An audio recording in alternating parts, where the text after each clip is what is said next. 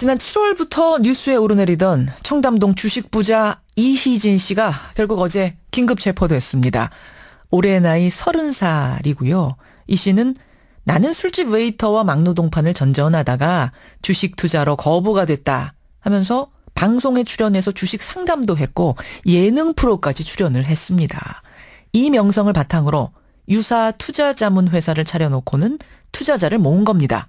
그리고는 헐값으로 장외 주식을 매입한 뒤에 이걸 투자자들에게 비싸게 팔아서 거액을 챙긴 혐의, 이 혐의를 받고 있습니다. 이 씨에게 투자한 피해자는 3천여 명이 넘을 걸로 추정을 하는데요. 글쎄요, 언뜻 들어서는 아무 공신력도 없는 일개 개미 투자자의 말에 어떻게 그 많은 사람이 그 많은 돈을 투자했을까 잘 이해가 안 가는데요. 여기에 투자했던 사람들, 지금 모임을 만들어서 법적 대응을 하고 있습니다. 이분들 중에 한 분을 만나보죠. 이희진 피해자 모임의 한 분, 익명으로 연결이 되어 있습니다. 아, 나와 계십니까? 네네. 예. 피해자를 한 3,000명 이상으로 추정을 하던데, 그러면은 피해액은 얼마나 될 걸로 내다보세요? 수천억 될 것 같습니다. 저희들이 생각할 때는. 왜 그러냐면은, 이희진이가 방송할 때, 당시에 그 작년도인데요. 5월, 6월 달에 1,500명 정도 된다고 했거든요. 예. 그 계속 회원이 모집이 되니까, 저희들이 볼 때 아마 수천 명 될 것 같습니다. 그래요. 수천억을 예상한다. 네. 선생님은 얼마 투자하셨어요? 저도 한 8천만 원 투자했습니다. 8천만 원? 네. 아이고, 적지 않은 돈이네요. 실례지만 연세가 어떻게 되십니까? 65세입니다. 65세. 아니, 처음에 그 청담동 주식부자 이 씨를 어떻게 알고 이렇게 투자하신 거예요? 한국경제TV에서 운영하는 와우넷 방송이 있어요. 인터넷 방송이요? 예. 그런데 이제 이희진이 그 무료 방송을 하더라고요. 그걸 듣고 이제 가입을 하게 됐죠. 그러니까 처음에는 이제 주식 정보 좀 얻고자 하고 가입을 하신 거예요? 그렇죠. 예. 근데 거기에서 무슨 말을 어떻게 했길래 이걸 사야겠다 생각을 하신 겁니까? 장외 주식을 사면은 대박이 난다고 하면서 예. 자기가 장외 주식으로 돈을 많이 벌었다고 하면서 통장을 보여주고 자기 통장을 보여주고 네. 그 돈이 얼마나 들어 있었어요? 그 통장엔 진짜. 그때는 한 100억 이상 있는 것 같더라고요. 100억 이상 있는 통장 보여주면서 난 장외 주식으로 이렇게 부자 됐다. 네, 그렇죠. 예. 그리고요. 그러면서 부가티 등의 여러 대의 고가의 자동차를 보여주고 예. 돈을 이렇게 장외 주식으로 벌었으니까 믿게끔 유도를 한 것이죠. 그러면서 이 주식 좋다, 저 주식 좋다 이렇게 추천을 한 겁니까? 그렇죠. 자기가 이제 그 모든 것 같은 이제 설명을 하면서 예. 이걸 사라. 보통 2배, 심지어는 10배 그런 식으로 이야기하니까 회원들이 가입을 많이 하게 된 것 같습니다. 그 과정에서 유혹하는 말들을 많이 했다면서요. 수도 없이 했죠. 보통 이제 이게 문제가 되면 자기가 2배로 보상을 해주겠다. 심지어 거래소나 코스닥에 그 보유하고 있는 종목을 다 팔아라. 그걸 왜 가지고 있느냐. 허허. 또한 집을 팔아라. 대출 받아라. 퇴직금 내라. 그렇게 해가지고 많은 사람들이 이제 그 돈을 벌 줄 알고 싹싹 긁어가지고 돈을 투자를 했죠. 싹싹 긁어서 정말로 집 팔고 퇴직금 깨고 적금 깨고 이래가지고 부은 분들 많으세요? 저도 마찬가지입니다. 그렇게 했습니다. 보험 들어간 걸 깨고 예. 주택담보대출도 받고 지인들한테 빌려서도 넣고 그런 상황이죠. 그걸 안 사면은 돈을 못 벌 것 같고 6개월에서 길어야 11개월 1년 내니까 그 정도만 참으면 어느 정도 이제 이익이 이제 보장될 줄 알았죠. 금방 6개월 내에 상장이 되고 상장되면 최대 10배까지 뛸 거다 이렇게까지 얘기하니까. 네.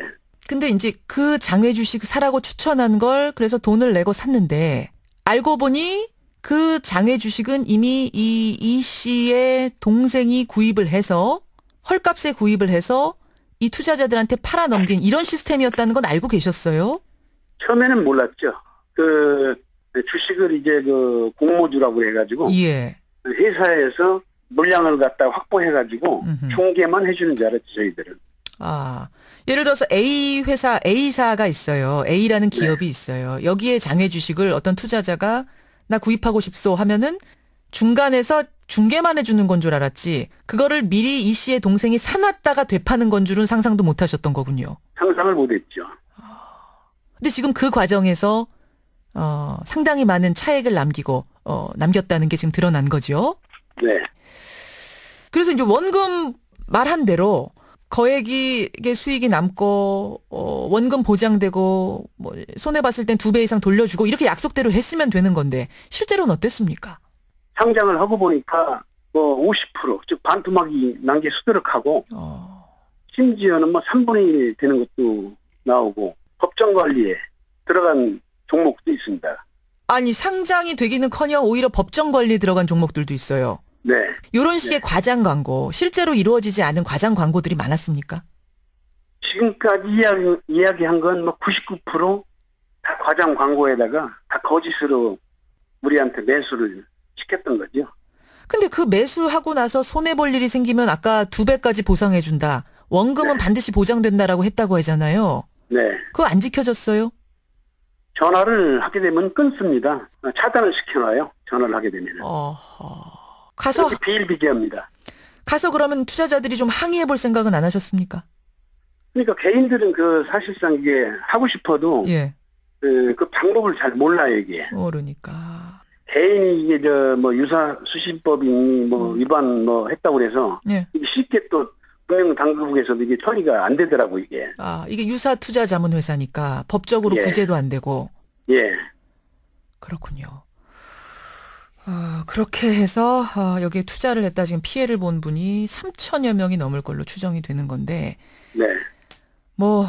그 피해자들 아름아름 모여서 이야기 들어보면 뭐 별의별 이야기가 많겠어요. 그럼 사연들이.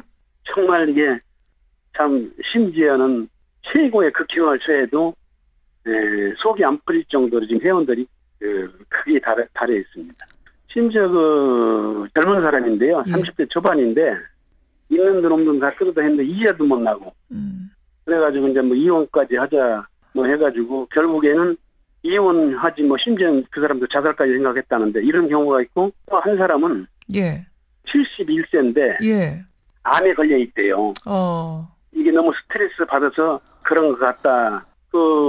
어느 학생이 자기는 지금 군대를 가야 되는데 이제 돈이 없고 그러니까 이제 등록금을 여기다 이제 어느 정도 이제 투자를 하고 가면은 군대 2년 갔다 오면은 그게 이제 많이 불어날 줄 알고 네.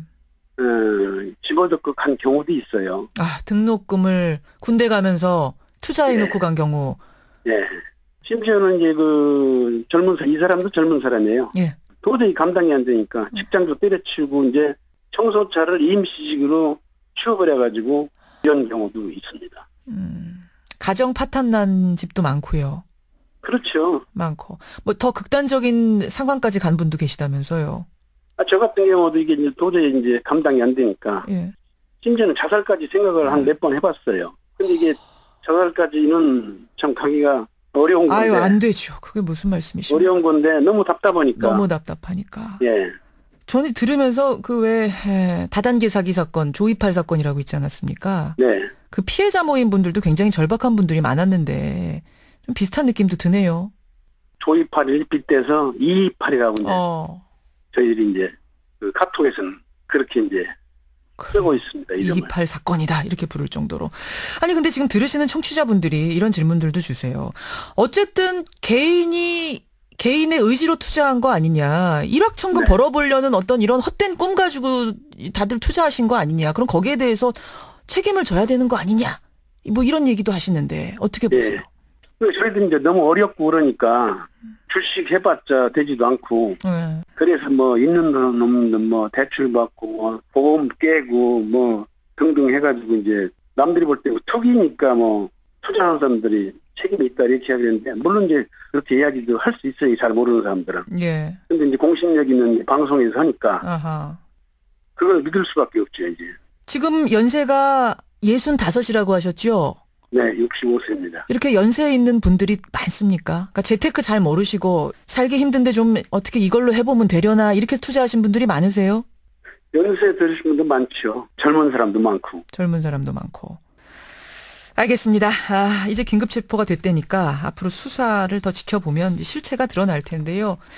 여러분 이 씨가 운영했던 회사는 유사투자자문업체입니다. 이 유사투자자문업은 설립 요건이 없어요. 그냥 신고만 하면 됩니다. 그러다 보니까 현재 1000여 곳이 성행을 하고 있습니다. 하지만 금융당국의 감독 사각지대에 놓여 있다는 거. 그래서 폐지가 한번 거론됐지만 오히려 음성화될 우려가 있다고 해서 폐지가 보류된 이런 업종입니다.